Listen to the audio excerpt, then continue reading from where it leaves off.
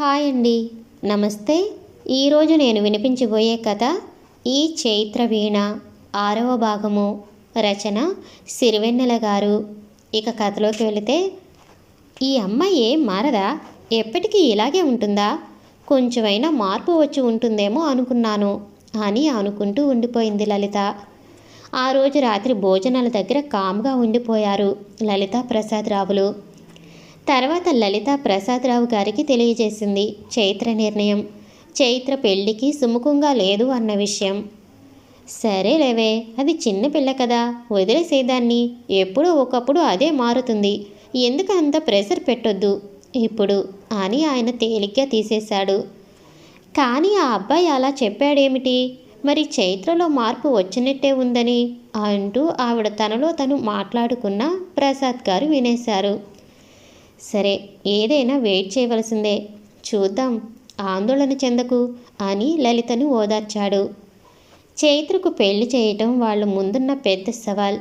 చైత్ర పెళ్లి చేసుకోకుండా అలా ఉండిపోతే ఎలాగన్నది వీరి సమస్య.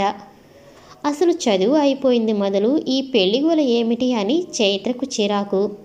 అందుకే అసలు పెళ్ళే చేసుకోనని చెప్పటమే కాదు, అన్నంత పని చేస్తుందని వారి భయం. అందుకే వారు ఏదో ఒక విధంగా చైత్ర మనసును పెళ్ళంటే ఉండే విముఖతను తొలగించాలని ప్రయత్నం చేద్దామనుకుంటూ ఉన్నారు. నిజంగా పెళ్ళంటే విముఖత ఉందో లేదో తెలియని చైత్రకు వారు పదే పదే విసిగిస్తుంటే నేను అసలు చేసుకొని పొండి అని బెదిరించింది. చైత్రకి తెలియని ఒక విషయం ఉండిపోయింది. ఆ రోజు చైత్ర రేష్మి పెళ్లికి వెళ్ళిన రోజు శ్రీరామ్, సుగుణలు, ప్రసాదరావు ఇంటికి వస్తున్నామని కబురు చేశారు. చైత్ర రేష్మి పెళ్లికి తెగ ఉత్సాహంగా రెడీ అవుతూ ఉండటం చూసి చైత్రను ఏమీ అనలేక అలా ఉండిపోయారు. చైత్ర రేష్మి పెళ్లికి బయలుదేరుతుంది అనగానే ప్రసాదరావు పదే పదే అడిగారు చైత్రను, రేష్మి పెళ్లికి వెళ్ళాలా అని. ఎందుకంటే సుగుణ, శ్రీరామ్ అమెరికా నుంచి వస్తున్నారు. ఒకసారి చైత్రను చూస్తే వారి అబ్బాయికి చైత్రకు వారి అబ్బాయి నచ్చుతారేమో అని ఆశ. వాళ్ళ ఫ్రెండ్షిప్ ఇప్పటిది కాదు. ఇద్దరూ డిగ్రీ చదువుకునే రోజుల నుండి ఒకే మంచం ఒకే కంచం అన్నట్టు ఉండేవారు. శ్రీరామ్ అమెరికా వెళ్ళినప్పటి నుంచి ప్రసాదరావును కలవటం తగ్గింది. ఇద్దరూ బిజీగా ఉండటం వల్ల ఒకరికి కుదిరినప్పుడు ఒకరు కుదరక అలా కలవలేకపోయారు. అందువల్ల చైత్రకు వారు సరిగా తెలియదు. శ్రీరామ్, సుగుణ ఆల్రెడీ ప్రసాదరావు ఇంటికి వచ్చి వెళ్ళారు. చైత్ర ఫోటోలు చూశారు. ఇక్కడ చైత్రకు తెలియకుండానే చైత్రకు ఒక విధంగా చెప్పాలంటే పెళ్లి చూపులు జరిగిపోయినాయి అని చెప్పవచ్చు. అది ఎలాగా జరిగిందంటే, ఆ రోజు చైత్రను విజయవాడలో వదిలేసి మీటింగ్ ఉంది అని చెప్పి కార్ డ్రైవర్ను త్వరగా రమ్మంది. శ్రీరామ్, సుగుణులను అమెరికా నుండి వస్తుంటే ఎయిర్పోర్ట్కి వెళ్ళి తీసుకురావటానికి అన్నమాట. అలా వారు వచ్చి ఒక రోజంతా ప్రసాదరావు ఇంట్లో ఉన్నారు. అప్పుడు చైత్ర విషయం అంతా శ్రీరామ్, సుగుణులకు చైత్ర పెళ్లి చేసుకోనంటున్న విషయం చెప్పారు. వాళ్ళు దాన్ని పెద్దగా సీరియస్గా తీసుకోలేదు. ఏదో చిన్నపిల్ల చేష్టలు అయి ఉంటాయిలే, మీ అమ్మాయి బాగా నచ్చింది, మా వైపు నుంచి ఎలాంటి అభ్యంతరం లేదు, మీకు అభ్యంతరం లేకపోతే ఒకసారి మా అబ్బాయి కూడా మీ అమ్మాయిని చూశాడు అంటే అన్నారు. దానిదేం భాగ్యం, ఒకసారి రమ్మని చెప్పండి అని చెప్పారు. ఉదయాన్నే శిశిర్ చైత్ర ఇంటికి వచ్చాడు. అక్కడ హాల్లో ఉన్న పోస్టర్ సైజులో ఉన్న చైత్ర ఫోటోను చూసి శిశిర్ అలాగే నిలబడిపోయాడు. కటింగ్ చేసుకున్న జుట్టు అంతా అలా వదిలేసి పెద్దగా ఉన్న ప్లాటినం రింగులు వేసుకుని అలా అమాయకంగా చూస్తున్న ఆ ఫోటోను ఒకసారి తన సెల్ ఫోన్లో బంధించేశాడు. ఎలాంటి అలంకరణ లేకుండా అందంగా మెరిసిపోతున్న చైత్రను చూస్తుంటే మంచు బిందువులతో నిండిన ఓ ఎర్ర గులాబీలా అనిపించింది శిశిర్కు.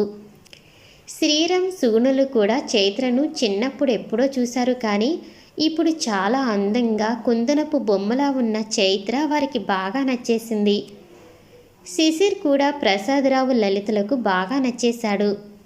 చైత్ర కనుక పెళ్లికి ఒప్పుకుంటే ఇరు కుటుంబాలు బంధువులుగా మారవచ్చు అని అనుకున్నారు. చైత్రను నేను మారుస్తాను, ఆ విషయం నాకు వదిలేయండి అని వారికి మాట ఇచ్చి మేము మీ ఇంటికి వచ్చినట్లు కూడా చైత్రకు తెలియనీకండి అని వారి దగ్గర మాట తీసుకుని వాళ్ళ ఫ్యామిలీ అంతా రేష్మి పెళ్లి కోసమని బయలుదేరారు.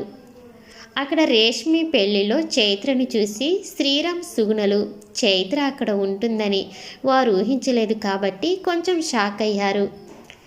శిశిర్ కూడా వారికి ఆ విషయం చెప్పకుండా సర్ప్రైజ్ చేశాడు. అయినా వారు సంతోషించి చైత్ర ప్రతి కదలిక గమనించి చాలా సంతృప్తి చెందారు. చైత్ర శిశిర్లకు ఈడు జోడు బాగుంది. ఆ అమ్మాయి మనసు మారాలని వారు మనస్ఫూర్తిగా కోరుకున్నారు. ఇవన్నీ ఏమీ తెలియని చైత్ర చాలా సహజంగా ఆ పెళ్లిలో ఫ్రెండ్స్తో ఉండింది. చైత్ర ఇంటికి వచ్చాక ఒకసారి చైత్రను వారికి పరిచయం చేయాలి, శిశిర్ని కూడా చైత్రకు పరిచయం చేయాలని లలిత ఆరాటపడుతుంది. ప్రసాదరావుకు కూడా ఆరాటం ఉంది. కానీ లలితలాగా అలాగా బయటకు వ్యక్తం చేయలేదు. చైత్ర వారికి అర్థం కాని ఒక ఫజిల్ లాగా మారింది. ఎవరినైనా ఇష్టపడుతున్నావా అంటే అలాంటిదేమీ లేదని ఒట్టేసి మరీ చెబుతుంది. ఆ రోజు భోజనాల దగ్గర కూడా ఎవరూ ఏమీ మాట్లాడుకోలేదు. మౌనంగా తినేసి ఎవరి గదిలోకి వారు వెళ్ళిపోయారు. చైత్ర నెక్స్ట్ డే ఆఫీస్కి చైత్ర ఇంట్లో ఆ అమ్మా నాన్న కూడా తెలియకుండా వెళ్ళి రిజైన్ లెటర్ ఇచ్చేసి వచ్చేసింది. ఒకసారి ఆలోచించుకునేవు అని చెప్పారు. ఎప్పుడు కావాలంటే అప్పుడు నీవు మరలా ఆఫీస్కు రావచ్చు అని కూడా చెప్పారు. సరే అని చైత్ర వారి వద్ద సెలవు తీసుకుని ఇంటికి వచ్చేసింది.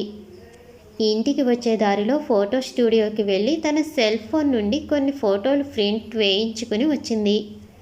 వాటిలో 3 ఫోటోలు తీసి తన షెల్ఫ్కు అతికించింది. ఒకటి పొలాల్లో తీసుకున్న సెల్ఫీలో ఆ పచ్చని పొలాల్లో తానుండటం చాలా నచ్చింది చైత్రకు. అందుకే దానిని ఫస్ట్ అతికించింది. తర్వాత బస్సులో ఓ ముసలమ్మతో మాట్లాడుతూ ఆమెకు తెలియకుండా తీసుకుంది. అది తనకు తన కర్తవ్యం ఏదో బోధిస్తున్నట్టుగా తాను సాధించవలసిన ఒక గోల్గా భావించుకుని దానిని అతికించింది. ఆ గోల్ ఏమిటనేది మనకు తర్వాత తెలుస్తుంది. ఇక 3వ ఫోటో ఆ రోజు సంగీత్ రోజు తను డ్యాన్స్ చేస్తున్నప్పుడు చందమామ వెన్నెల వెదజల్లుతూ ఉన్న సిరివెన్నెల చిత్రం. ఇక మీదట ఎప్పుడు వెన్నెలను, ముఖ్యంగా పున్నమి వెన్నెలను మిస్ కాకూడదు అని గుర్తు తెచ్చుకునేదానికి అన్నట్టుగా ఆ ఫోటోను అతికించింది. అందులో చైత్ర చాలా చాలా అందంగా కూడా ఉంది. ఇక చైత్ర ఆ రోజే సిటీలో ఉండే ఒక కోచింగ్ సెంటర్కు వెళ్ళి వివరాలు కనుక్కొని వచ్చింది. నెక్స్ట్ డే నుండి తరగతులకు హాజరవుతానని చెప్పి ఫీజు కట్టేసి వచ్చింది. చైత్ర వస్తూ దారిలో ఒక బుక్ షాప్కు వెళ్ళి కొన్ని బుక్స్ కొనుక్కుని వచ్చింది. సీరియస్గా చదవటం మొదలుపెట్టింది. ఒక ఆశయం అంటూ ఏర్పడింది. దానికోసం కొన్ని రోజులు కష్టపడాలి అని నిర్ణయించుకుని చదవటం మొదలుపెట్టింది.